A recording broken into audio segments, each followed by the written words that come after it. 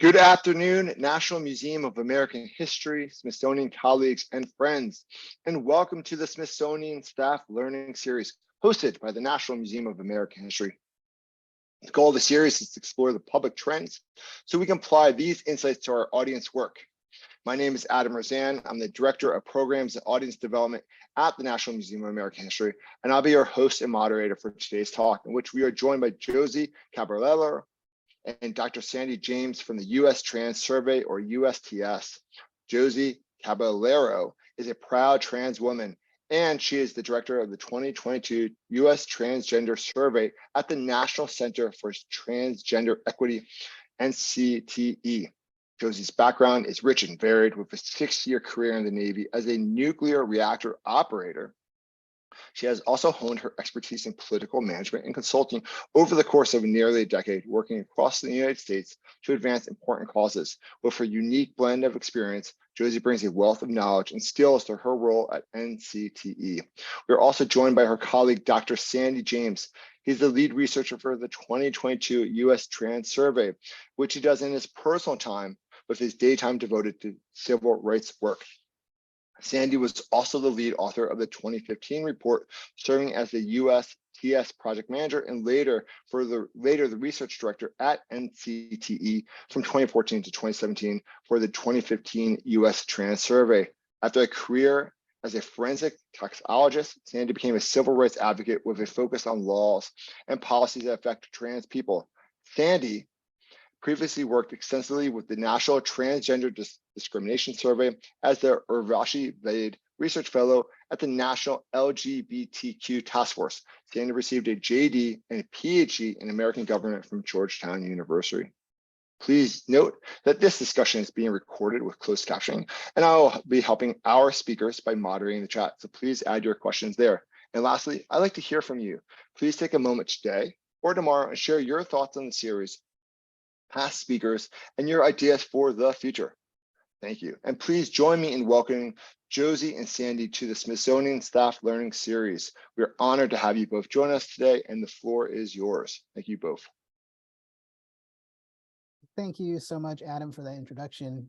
I'll let Josie speak for herself, but I'm very excited to be here. Happy Pride. Love all things Smithsonian, so really glad to be here talking about U.S. Trans Survey today. I'm going to start us out, and I'm going to give some background history information about the survey, the current one, the previous one, which was the 2015, and then the 2022. For those of you who are not familiar with it, hopefully this will give you some background information about it. Can everyone see my slides? Okay. Right, so I do have to give a disclaimer. This disclaimer is only for me. Adam did mention that I'm also a Fed, and I have to be very clear that I'm appearing in my personal capacity and not speaking on behalf of any federal agency, even though I didn't tell you who I work for on purpose. But my views are my own, and it's just important that I say that out of the gate.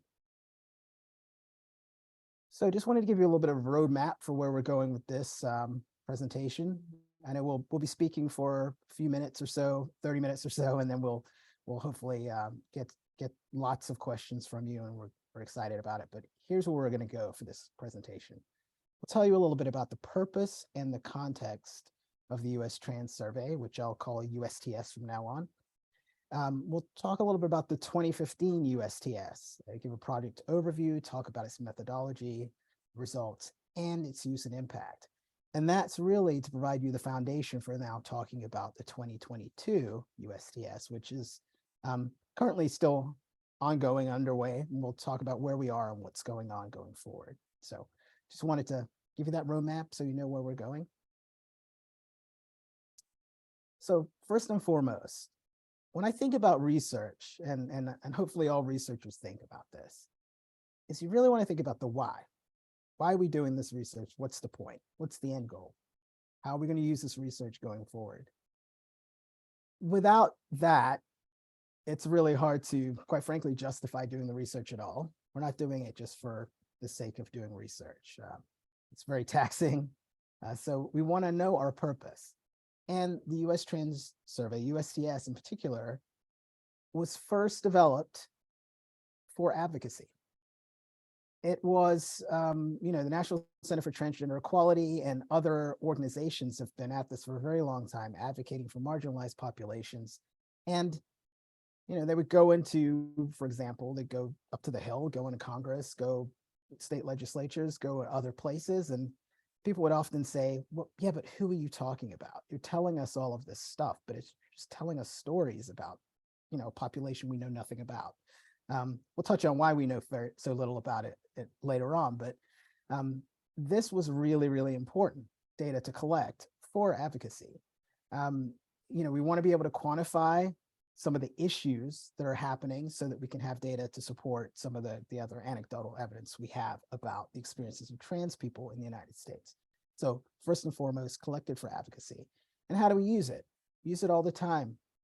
Law, policy work. There are other ways it's been used, and I'll get to that a bit later, but it's very, very important as an advocate to be able to go out and say, we are having this particular issue with this population, and here is the percentage of people that we know are being affected by it. So it's been used to inform policymakers, lawmakers, educators, all kinds of people. This is really about informing, getting to know a population that many people do not know, other than hearing, buzzwords, whatever the media wants to share, whatever's going on in the moment, but really trying to, grow the knowledge about a particular population that people know little about. And I think it's very important for us also to think about the context in which we conduct these sorts of projects. In this particular moment in time, I think most of you, I would assume, are aware that there has been a rise, a proliferation in anti-trans legislation. Most people are aware of that. They've heard about states banning, whether it's bathroom usage or sports participation or healthcare, for example. I will say medically necessary healthcare for one reason or another. And that has, for many, many years, been on the rise. It ebbs and flows, but right now we are in the thick of it. So it's important to think about the context of why we do these things. Collecting information, data, is still important. It's a very important part of that sort of advocacy. So in terms, we'll talk about the 2015 US Trans Survey, because we have reports out on that, and that's very easy to access right now. So we're going to talk about that a little bit. So back in 2015, we conducted the US Trans Survey. It was out for 34 days in the field. It's a nationwide survey. It is, we'll get into methodology in a bit, but this was the follow-up to the 2008-2009 National Transgender Discrimination Survey, which at the time was the largest of its kind. Again, it was created for the same sort of reason why we created the USTS. We needed data for advocacy. And as Adam mentioned, I had worked with this data before, and the other co-principal investigator on the USTS also worked on the National Trans Discrimination Survey. So what we wanted to do was wanted to build from that sample, and we wanted to update data because things change so quickly. We needed to take a wider look at what was going on, and we need to take a deeper dive into many issue areas. We need to address lots and lots of data collection gaps. And we'll talk a little bit about data collection gaps in a moment. We wanted an opportunity to compare to existing and future surveys. And I'll mention this now.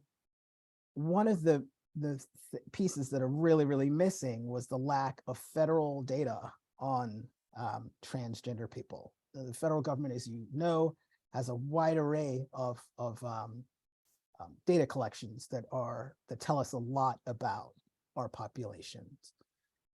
Most people, of course, think right away of the decennial census, but beyond that, you've got all kinds of things. For example, the American Community Survey, the Current Population Survey, National Health Interview Survey. These are all federal surveys that tell us a lot about populations in the United States. But there's little to no SOGI data being collected. That's sexual orientation, gender identity data, little to none being collected. So lots and lots of gaps to fill. And we also wanted in our project in 2015 to be able to increase the number of respondents. Now, you'll notice that this theme will come up again when we talk about the 2022. So back in 2015, we had nearly 28,000 responses, which at the time was just a massive, massive achievement. Covered all 50 states and many of US territories. It was offered in English and Spanish, online only, and our cutoff was adults, 18 and up.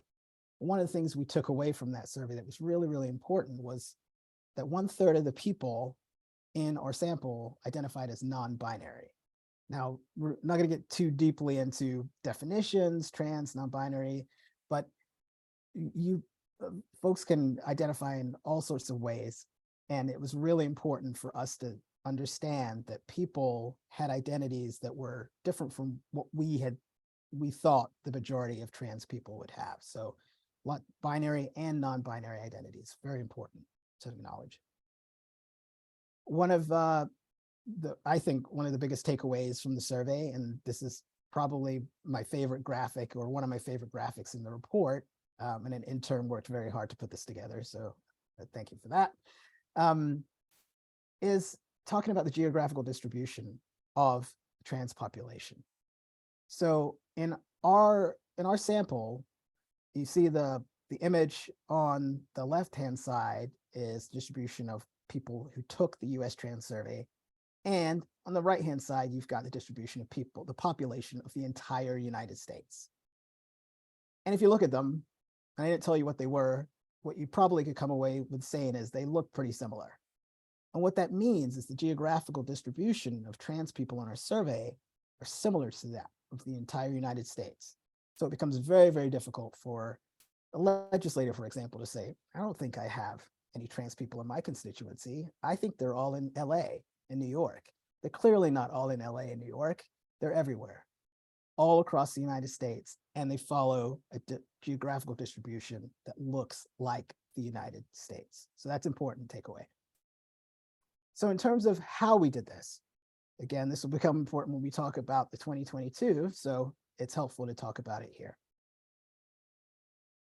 So in the survey instrument, we wanted to, like I said, address gaps.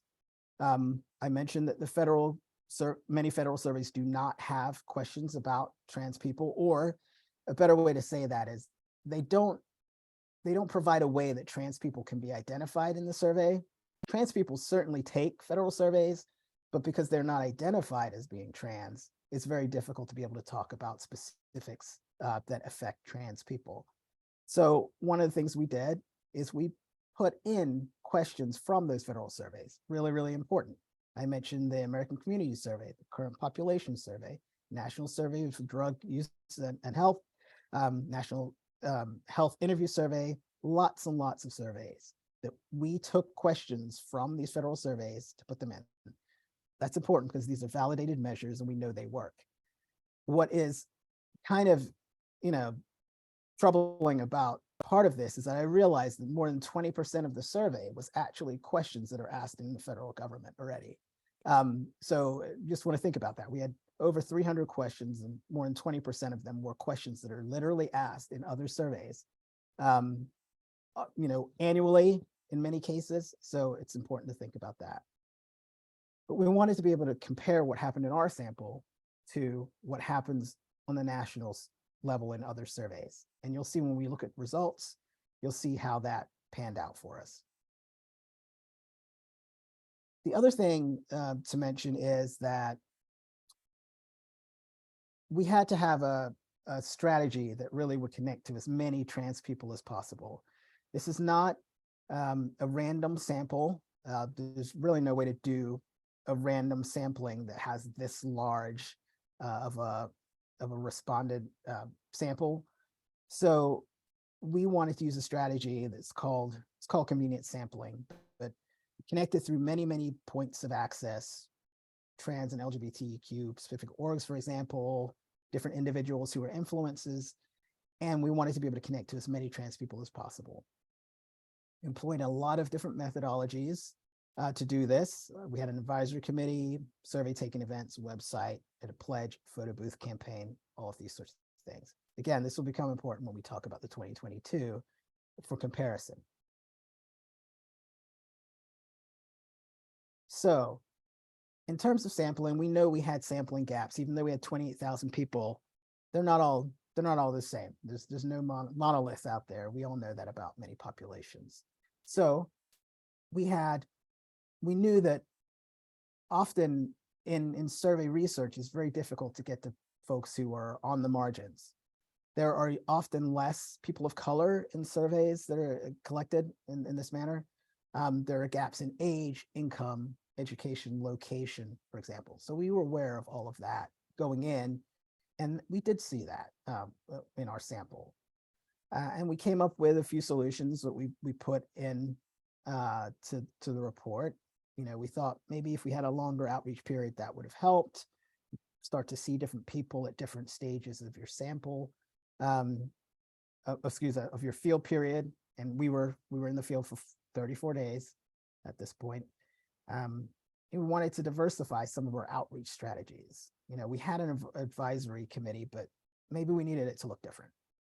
And we needed to, and I think this point is maybe the most important point, and it's still something we lack as researchers in general, is to be able to establish genuine connections between researchers and communities who are being studied.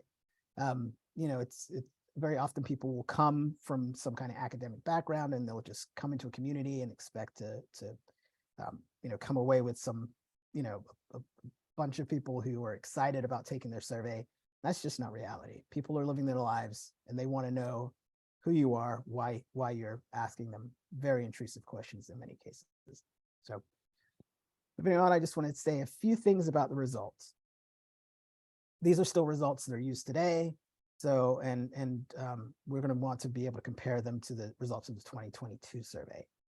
So there were 4 overarching themes. We saw throughout the survey pervasive mistreatment and violence, severe economic hardship and instability, harmful effects on physical and mental health. And we saw that all of these things were compounded by other forms of discrimination. So I'm going to go through these pretty quickly. I know this is being recorded, and I'm happy to go back to anything later, but I do want to make sure we can get to the 2022. So I'm going to go through some of these results quickly. And you can always encourage you to go look at the report. The executive summary is pretty short, or you can read the whole 300-page report if you'd like.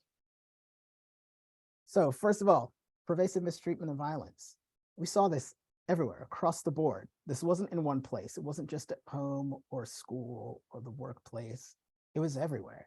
We saw these sorts of quite disturbing numbers. So we had in our sample people, almost 50% said they had been verbally harassed in the past year, and almost 10% said that they had been physically attacked in the past year because they were trans. That's specific. They were asked whether this happened because they were trans. Sexual assault numbers were also shocking, with 10% of the sample saying that they had been sexually assaulted in the past year, and nearly half of the sample saying that they had experienced sexual assault in their lifetime. In terms of economic hardship and instability, this is one of the areas in which being able to compare to actual federal surveys is really, really helpful, because we were able to say, compared to what was going on in the US population at this particular time, this is what our sample experienced. So we saw 3 times as high unemployment numbers and poverty numbers that were twice as high than those in the US population at the same time period.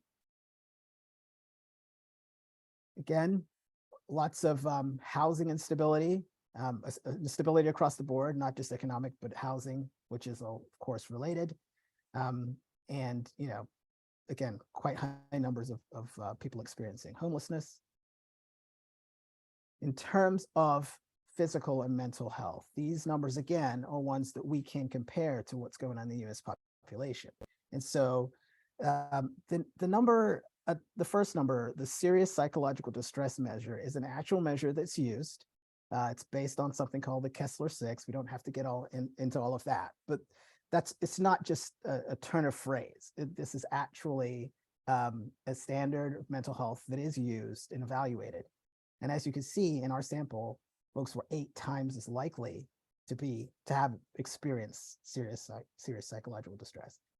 And the attempted suicide numbers were just really, really shocking. Some of the other things we saw is that, people actually sought healthcare, and when they did, a third of them had negative experiences when they actually sought healthcare.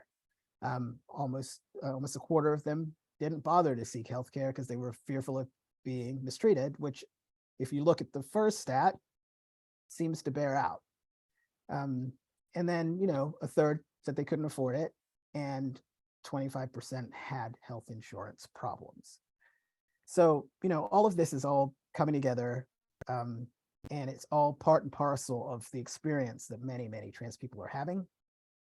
And what we saw was that it was just compounded by other identities, other marginalized identities. So whilst poverty was twice as high in the overall sample, it was 3 times as high among people of color in the sample. And HIV rates, which as high as those rates are that you see there for folks living with HIV, these are definitely underrepresentations, because we weren't able to get to as many people who were living with HIV as we had hoped to. And so these are likely underrepresentations. Just one more thing to touch on here before we get to the 2022 survey. I want to talk about the use and impact. The report started rolling out back in 2016. There's a large main report, like I mentioned, about 300 pages. And then there are all sorts of breakout reports. We've got reports on states, experiences in states, reports on the experiences of people of color, so Black respondents, Latinx respondents, AAPI respondents, and American Indian Alaska Native respondents. And there are just lots and lots of ways in which we've been able to get this data out there. People use it in courts. I use it in my day job. Lots of my colleagues use it. It's used across the federal government. It's even made into Supreme Court briefs. It's used in state legislatures when you want to advocate for some kind of changes. For example, used it to advocate for X-gender marker changes in the state of Maryland. It's used in Congress. I've myself been in there and briefed people on I'd say both sides of the aisle in both the House and the Senate. Agencies, like I mentioned, use it. Lots of secondary research has been done with this. Lots and lots of papers and dissertations written with this. And then one of the most important things is that nonprofit organizations can use this data to be able to advocate for themselves through direct services or to get grants and other things of that nature. So on to the 2022. I'm going to mention a couple of things and I'm going to turn it over to Josie. Stop talking. So we've already actually fielded the 2022 survey. We don't have data. We have data. We don't have the results at this point. We've fielded it. This time the period was a little bit longer. It was 48 days.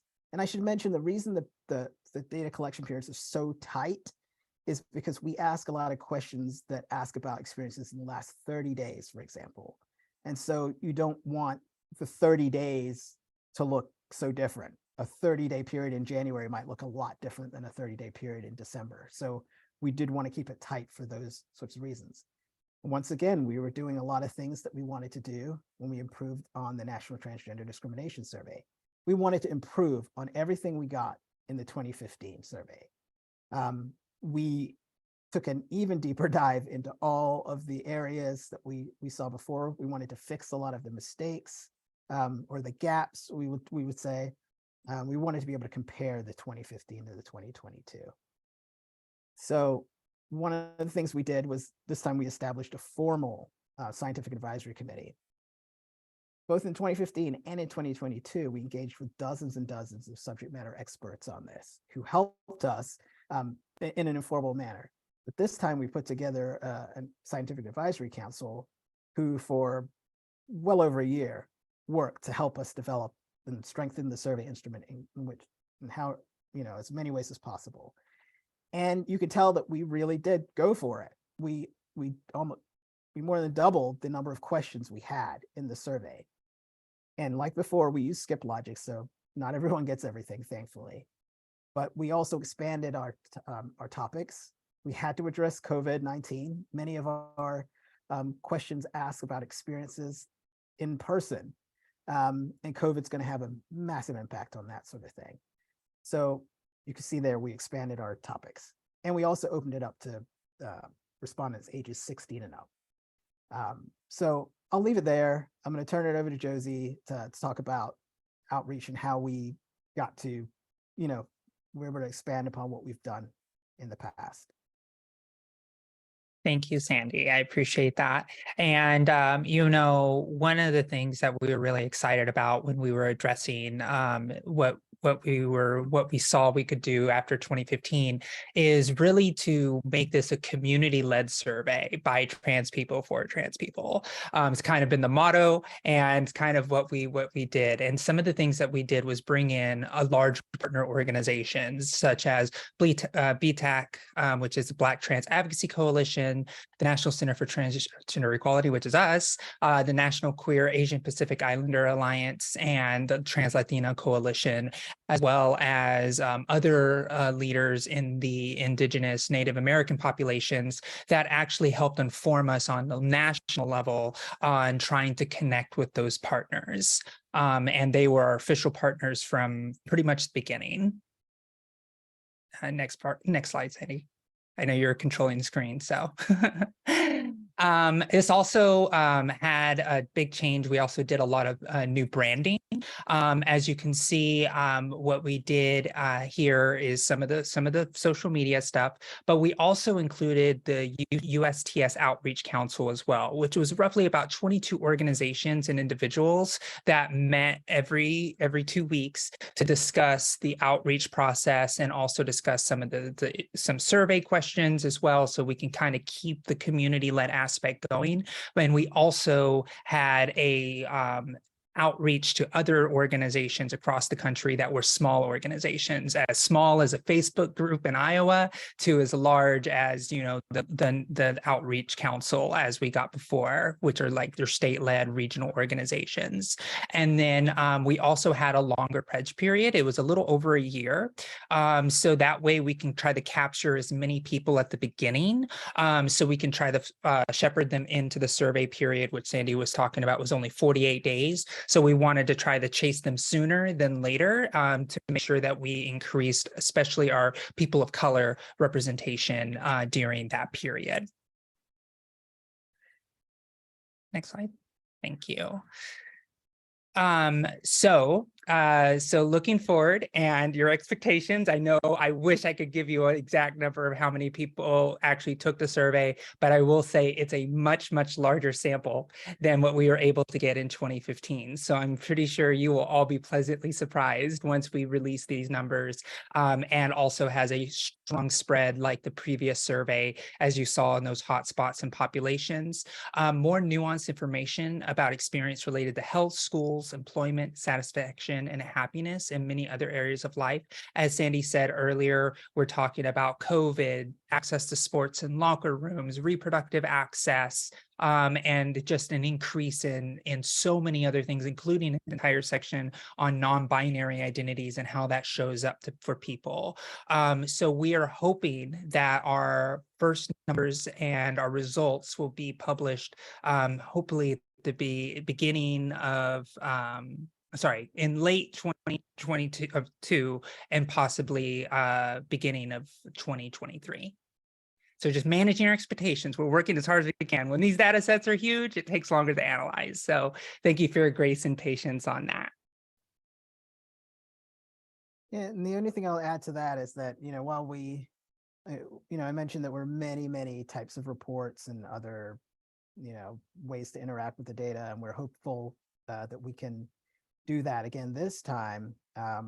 It will take quite some time to get all this information out. So hopefully, we'll get as much out as possible as soon as possible, and there will be multiple ways to engage with these data. Just encourage you to go, as always, to the website, ustranssurvey.org, to keep up with what's going on. Yeah, and Sandy, it looks like we already have a question coming in. So this would begin our question and answer period. So this is the formal end of our presentation, but there is an answer. There's a question in there for you in the chat. If you want to go ahead and get started on that. All right. I Sorry, enjoyed it. I Adam, I'm used appreciate the to help. doing that. No, it's great. I appreciate it. First off, thank you both. That was a really a wonderful presentation. Greatly appreciate you both being here, and colleagues also from the center being here. It's really helpful. So thank you so much for that presentation. I see some emoji hands. And we do have a question. Just out of curiosity, Sandy mentioned, why just the 30 days? Why not the full year? That's a great question. We have the full range. There are some that are restricted to 30 days because they're based on questions that are also restricted to 30 days. If we want to be able to compare them, we want to have that same time window. But we did have many questions that also asked about experiences in the past year. I don't think there were any in the past 6 months, but yeah, we did have multiple time ranges. But generally, when we're doing something like that, we are thinking about being able to compare it to another pretty tight window. That's great. And we have another technical question. I'm curious about the survey being online, how you assess quality of responses coming in and detecting bots. Sandy, you can answer that one, or I can, either or. I could do the first half, and then you do the bot one if you want. So one of the things that we also did, we also had a tablet rental program for certain organizations that had access to connectivity issues. So, for example, we had Indigenous leaders actually going on to tribal lands with tablets to actually collect data right there in person when people could take the survey on their tablet with their privacy there. So we tried to bridge gaps as much as we could. We also had survey taking events where people could actually go to libraries, also organizations that were able to invite people to come in and use computers in a public space so they could actually have access to the internet if they did not have the accessibility at home or safety at home as well. So we tried to bridge as many of those gaps as possible. And Sandy, I'll let you get into the technical bot detection stuff. Sure. This is a hard thing with online surveys, quality of response. So we had a rigorous authentication process set up. That's first line of defense for when people come into the survey. We want to know how they're answering questions. There are all sorts of things that you do in the data cleaning process to be able to detect, disingenuous responses or people who are speeding through, just trying to check things out. So there are a number of things that we actually have to go through, and that's part of what takes so long to get the data set ready on the back end to do that. But we also set things up on the front end to look at IP addresses and look at, I think with bots, you can pick it up a lot with some of that. With IP addresses and also the ways in which the questions are answered. We do know enough about the ways in which the questions need to be answered that we can flag for like illogical responses and things like that on the back end.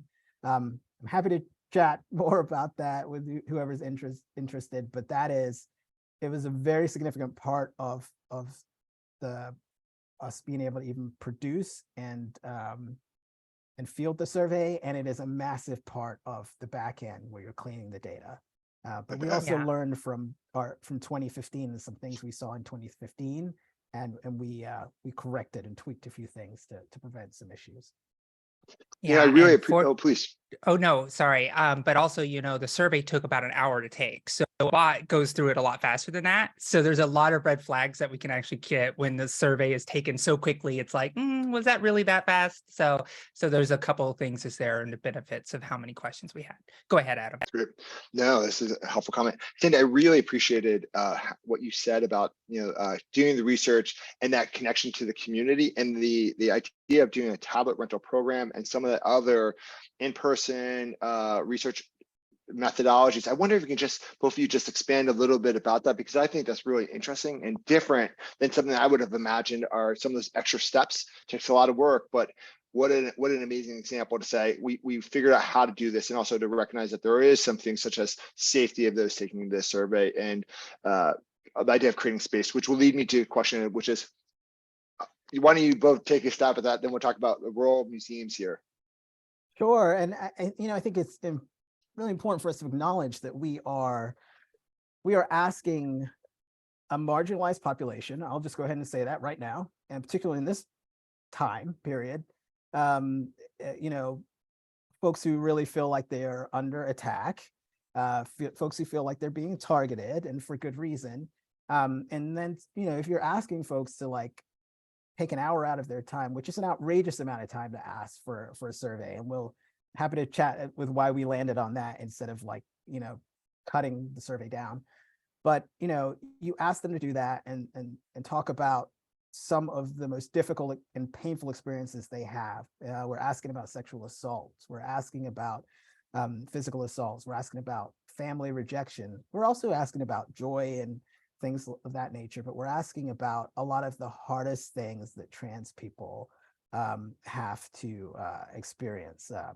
And as a trans person myself, I know it's very difficult and taxing to take a survey like this. I took it myself. It's hard. I saw it inside and outside, front to back. It was still very difficult to take. So in that situation, when you're asking certain folks to give us their time, you actually have to have connections with folks to do that. It's just not acceptable to just show up and say we want to test you. That's never worked. It's never been a very effective thing. But with this sort of survey where word of mouth is so important, having community partners is so important.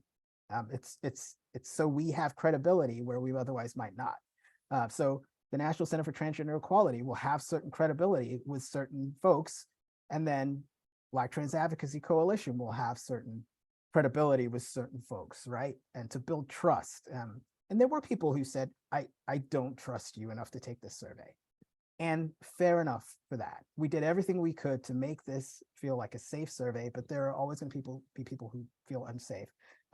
Josie Caballero has connections to people who she can bring into the survey, who will trust her and know that because she is advocating for the survey, she can be trusted, and this survey can be trusted. So it's a massive part of community-based research, and to be able to get large responses, large sample sizes, you really have to put in the work.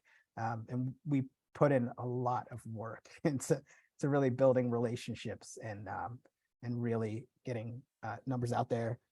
We mentioned the pledge. We kind of glossed over it twice. So the pledge was actually to ask people if they would take the survey when it came out. So it's just previewing the survey, letting them know. So back in 2015, about 14,000 people said they would do that. This time, I didn't even know what the final number is, but it was well over 30,000 people said that they would take the survey when it came, whenever it showed up. So, I mean, that's part of what we're doing with the relationship building. Josie? Yeah, and I just to kind of piggyback on what you were saying about the building trust in the community, right? It's the fact that without that trust, without building those networks with the community, and not just bringing them in like, hey, take the survey, but bringing them in from the beginning, letting them review, these community leaders review the survey before we launch the survey to make sure that we're asking questions in ways that actually serve their communities that they serve, right? And it is so critical where people who have never been involved in this survey research were actually involved in survey research and understand the importance of it. So it was much easier for us to say, hey, get cozy, get a cup of coffee or a cup of tea and take the survey for an hour. And people were like, okay, I trust you, I'm going to do that. Or if for our Indigenous leaders, them coming to the door and saying, here's a tablet, take the survey at your leisure, we'll come back and get it. Right. And also using the community spaces, right, where people already feel safe is another way to show that we had every intention in mind for safety and privacy for our folks. So much so that we didn't even record IP addresses because we didn't want to make sure, we wanted to make sure that people even had that extra layer of privacy when they actually took the survey themselves. So somebody couldn't just go back into the survey responses in their history browser. Even though that created more work on our end, it meant the world for the people who were taking the survey. And we were very intentional from the very beginning to make sure that this was going to be a community-led survey with safety and privacy in mind. That's great. I know we had a hand up. If you want to, ask your question or put it in the chat, we'd love to get to that. While that's happening, so what can we do at the museum level, and how can we participate? What is the role that you see museums can play, Smithsonian and other cultural institutions? How can we be more supportive and better use this information? That's a really great question. I was completely unprepared for it, but I'd say this. Trans people are not new. It's not a new phenomenon, and many cultures, many folks worldwide and here in the U.S. have had trans and gender expansive, or however you'd like to be able to describe it, folks. But that history has not been recorded, or if it has been recorded, it's been recorded by people in the community who are doing that work to record it. It hasn't become mainstream, and I know sometimes mainstream is maybe like a bit of a taboo concept, but the idea that trans people right now are being targeted, very pinpoint targeted, by a lot of legislation, that happens, and that is allowed to continue to happen because people know so little about trans people. People know so few trans people, or they think they know so few trans people. They might know trans people and they don't know, because I feel like not all trans people go around just outing themselves as trans. Why would they? But I think I think it is incumbent upon us to really record our histories, and I say our, I mean all types of populations and communities. Tell accurate stories, accurate accounts. Tell the full story. We're trans people aren't new, but it feels like it every year there's a news something, there's an article, there's a whatever, it's a one or two trans people are in the media, and they bear the brunt of what it means to be trans. But there are lots of trans people, hundreds of thousands of trans people walking around in your communities, and I think instead of talking about them, maybe we talk about us.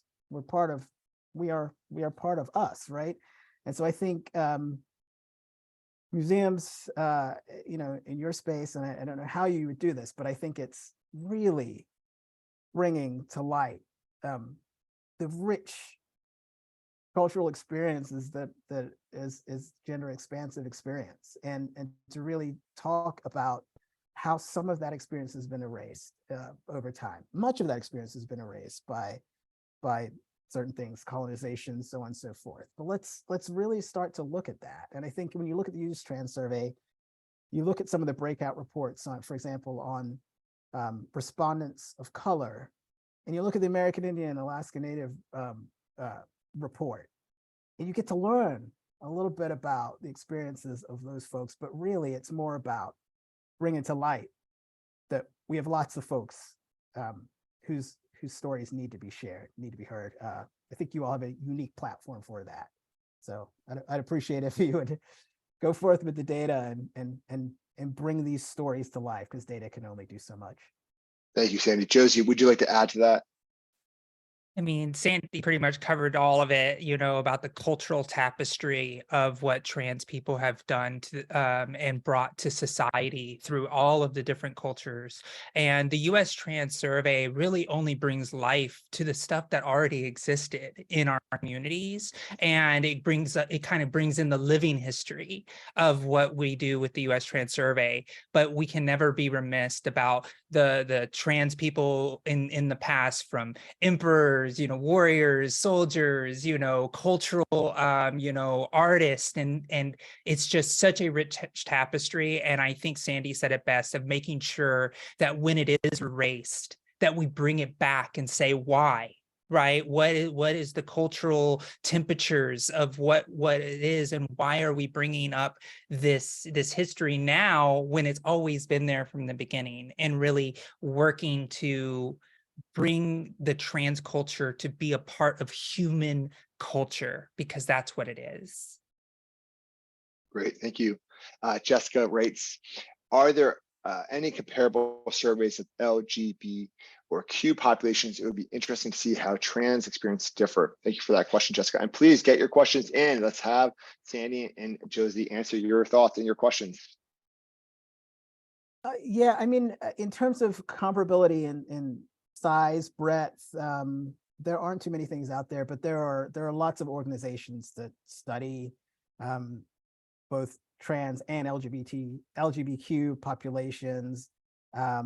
Whether it's the Movement Advancement Project that does a lot of work, or the Center for American Progress that has done a lot of research, and there are always independent researchers that do this sort of thing. I know historically there has been lots more information available about LGBT populations, and to be honest, it's more LG. B is sort of thrown in there, but we have more data on LG populations. But Laura, one of our colleagues, I think, is on the line. Laura, if you could think of any surveys of LGBTQ populations that would be comparable. There aren't that many that come to mind for me, unfortunately. Good afternoon, everyone. Thank you, Sandy. My name is Laura Durso. I've been lurking and enjoying this presentation by my colleagues. I am very honored to be on board to assist with the research operations for the USTS, and like to think of myself as a researcher and stay connected to these kinds of projects. I think Sandy's very correct in the sense that this project, both really the 2015 and the 2022, the scale and scope, there's almost no equivalent. And the thing that I suppose I would say is to underscore a point that my colleagues have made before, which is this is why advocates have pushed very hard for many years to have federal surveys ask both sexual orientation and gender identity questions, and why the US Trans Survey has taken pains to include examples of those questions so that we can do the kinds of comparisons you need to tell a story and sort of situate, as my colleagues are saying, that trans stories within the context of what's happening across the country. But allowing for those comparisons directly within the same sample on the same kind of survey really does add a lot of richness.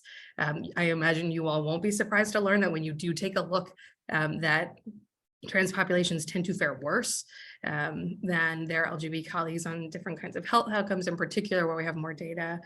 So again, I would just underscore, and I'm happy to, I'll think of some things and pop them in the chat, but this is why data collection efforts have been a priority for the LGBTQ movement, so that we can tell a rich variety and diverse set of stories through that research. Thank you, Laura. Yeah, absolutely. Add one thing to that. I mentioned that we didn't have much in the way of federal data collection on SOGI populations, sexual orientation, gender identity. But earlier this year, the federal evidence agenda on LGBTQI plus equity, I might be getting that wrong, that document was released, and it was actually a roadmap for how federal surveys could start adopting questions that would allow for the identification of LGBTQI plus populations, which is a huge step. It it will take a long time. As long as it took for us to put on this one survey that talks about this one, focuses on one population, it takes a long time to be able to test and validate certain questions to, for example, modify the American Community Survey, or modify the National Health Interview Survey. So these things are coming. Oh, thank you, Laura, for putting that in there. There it is in the chat. So you can take a look at that and take a look at the recommendations for how the federal government can move forward to start identifying populations. Because quite frankly, if you collect information on all these populations in those surveys, you don't quite have the same level of need for our survey. You'd still have our survey because we'd collect on information that would not quite be captured. We could go deeper, but we wouldn't have to go as broad. It wouldn't have to have an hour-long survey just to collect basic information about, for example, health and income. So massive steps forward there. Interesting. Alicia Rose asks that we get into the younger side, the 16 plus, which is a great.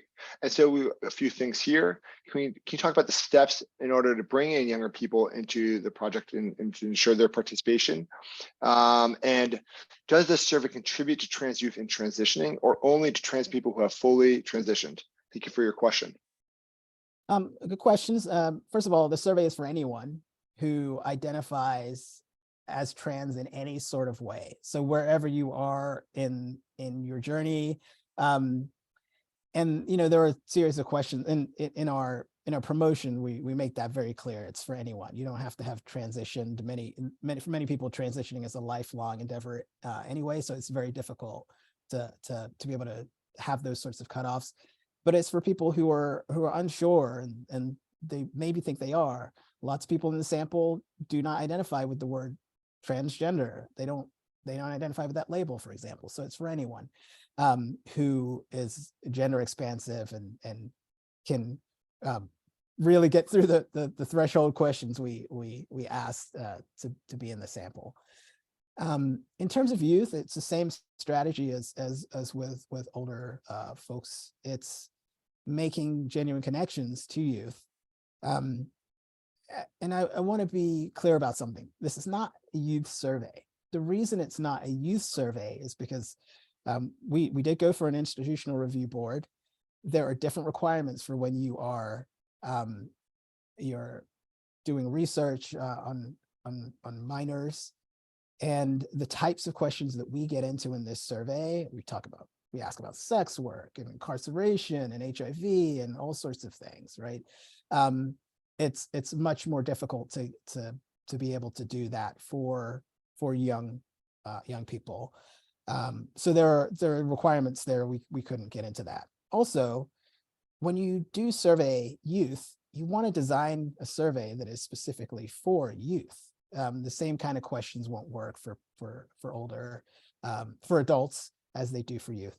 So that's important to say. But we did expand it to 16 and up. We thought that for that age and above, we could really get some additional rich data. We're undecided about how we will report on that data. We'll have to figure it out at some point, but the ways in which we engage are very much the same. We want to get to the organizations that have built those genuine connections with youth. We have some of those connections through NCTE for sure, and some of the other organizations we partnered with have those, but we did definitely want to target youth at 16 and up to let them know. Some of that is which social media platforms we were on. I can't speak to that at all. That's Josie's world. Where do we pick people up? Very different in 2022 than it was in 2015. Like some of these platforms didn't exist, or they were just like in their nascent form, right? So, but it's very much the same. You have to go after folks where they are. You have to, meet them where they are, get into the communities where they are, have young people advocate, or have people who are young adjacent. Again, not me. I'm not the best person to go to engage with young people. But Josie, do you want to talk a little bit more about engagement of youth? Just briefly, because there's another good question in here. You can get into, Sandy, but yes, we meeting people where they are is pretty much clear, right? Because we wanted to, and one of the reasons we wanted to make sure we get the 16, 17-year-olds, like Sandy said, is getting some of that data. But sports and access to locker rooms was a big part of the last year and a half of dialogue that's come from political forces. So we wanted to make sure that those voices were being heard, since a lot of these laws affect those individuals more than most. So we wanted to make sure that happened. And I will say, when we were doing the outreach, we don't really have to worry. The youth are there, they're online, right? We put out a survey, they're taking it. And so we were very excited to see a large outpouring of youth actually take the survey. And we actually had to put in probably, I'll say, less work to get, a 17-year-old to take the survey than like an 81-year-old to take a survey, right? So we also had that on our side, because youth know where the information is. They're in the in-group, right? They're in there, they know what's going on. They see the climate. So we didn't really have to worry so much about going in and penetrating the 16 to 17-year-old demographic, because they were chopping at the bit to take the survey. So yeah, but I feel that with the data set that we were able to collect, that the youth is definitely represented in our populations of our sample. That's great. And Laura, thank you for putting in those links. Everyone, please see what Laura Durso has shared. Jessica Mink asks, there are many different trans identities. How did you differentiate between them in the survey and its results? That's a great question. And I encourage you to go look at the reports and see what we've put out on it. I think one of the hardest things in this sort of research is you have to be able to quantify, right? So to some degree, there is a loss of individuality. We can't report on the experiences of 145 different identities. But what we did in the survey, the questionnaire for 2015 is in the report, and it's very similar in the 2022 survey, is we both offered folks an opportunity to identify however they identified, whatever terms they used. But then we used what's called the two-step gender identity question, which is one that's been widely used, widely validated, which asks about your sex assigned at birth and your current gender identity. And then we categorize people by that current gender identity. And it was, basic categories, trans women, trans men, non-binary, cross-dressers, and you could also say man or woman in the two-step identity. The two-step question will allow you to identify and categorize folks that way. Unfortunately, it means that for some people, it feels like they're not quite represented in the way they would want to be. But the questions always say, what, if you had to choose, which would it be? Because again, we can't quantify 150 separate identities in the way that survey research requires you to. There's a lot of, we talked about the end product and all of that, but this is years and years of work to develop things like this. There's a lot of machinations. There's a lot of, oh, we can't do this. How do we ask this? Oh, what do you think? Well, we changed things that we asked in 2015 that we didn't want to ask in the same way. We felt like it was either ineffective, not appropriate, or, there's just been an evolution and we need to ask things differently. In some places, we were able to be a lot more direct than we had been before. And to what Josie said about the youth just showing up, one of the big issues is what to do with all the people who are not actually eligible for the survey, who took the survey or wanted to take the survey. We saw that in 2015. We had a lot of people who claimed to be 18 years old. And when you look at the birth dates, turns out they're not actually 18. So we had to sort out some things because a lot of people wanted to take the survey. And that's a lot of the work. Unfortunately, it's not glamorous, it's not cool, but it's important work so that we can get to that, as somebody alluded to before, the integrity of the data. We want to make sure we are reporting on data from people who are eligible for the survey. One last point on that too. Please. We did ask a question, which was to allow people to identify in any way that they identify, and it was a check all that applied. So it was a long list, and we had hundreds and thousands of people write in their own identities as well. So we wanted to make sure that when people took the survey, they didn't feel what Sandy is talking about, because we want to make sure that people had the opportunity to actually identify their authentic self, and we have that data. But as far as the analysis, that's what we chose to do with what Sandy just said.